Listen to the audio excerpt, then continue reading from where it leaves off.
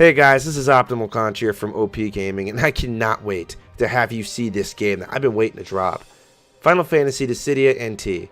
This game has been in my sights for a little over 2 years since its trailer dropped in Japan, and now that it finally came out, I got to play with it for the last 10 days to give you the review that you deserve. It was based off of that 2015 arcade fighter that looked gorgeous when I seen it.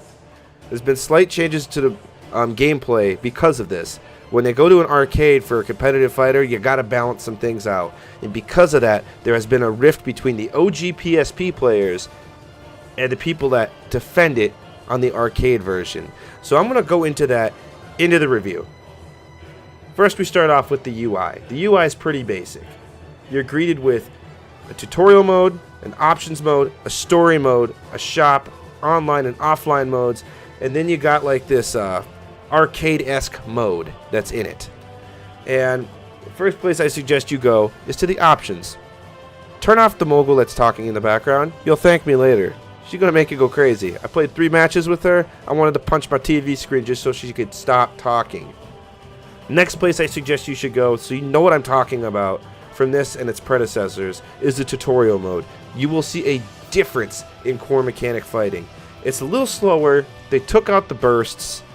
You don't got those cool-ass railing thingies that you get to slide on for transportation, and stamina is more of a precedent in this game, just for the balancing mechanics of it. The next thing you're going to see is the story mode. This story mode's a little different.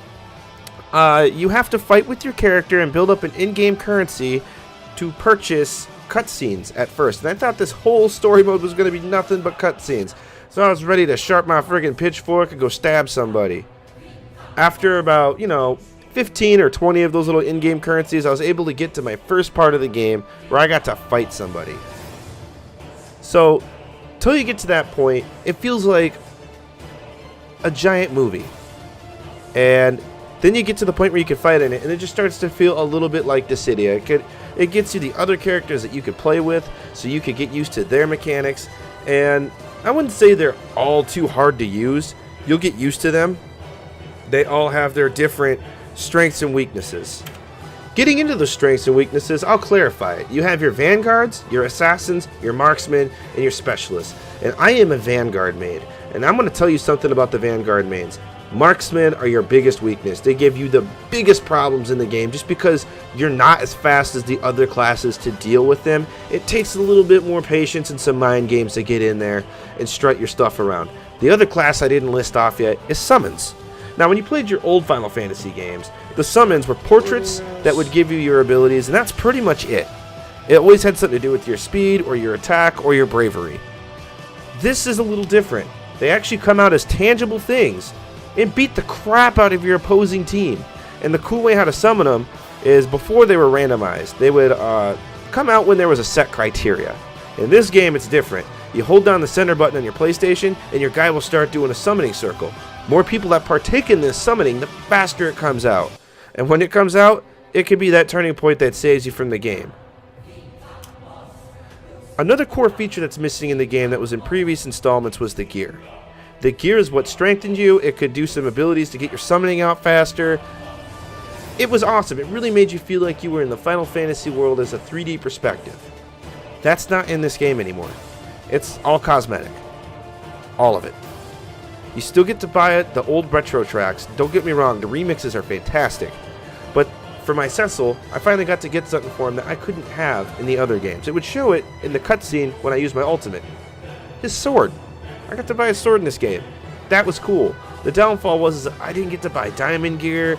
I don't get to have any of that thing that gets to start off my bravery at a higher part. The customization was awesome, but I could see why they removed it in this version, and that is because of balance. You make a character too broken and it's out of balance, you can't really be a competitive fighter. So my conclusion on this game, pretty much just to sum it up for you, I'm going to give it a 7 out of 10. It is a very solid fighter. Things that it's lacking though are that customization that brought me in it in the first place. I'm still going to play this game. I was very frustrated with it at first, but after I figured out the mechanics, got the combos of my Cecil down, and was able to communicate with a team once I found one, you're going to be in good hands. And below in the description, I'm going to leave a link to the Discord for the Dissidia people that like NT. Trust me, you won't regret it. You can find a group there, and you can discuss teams. This is the Optimal Conch, guys. Thank you for watching this review, and I will see you guys again.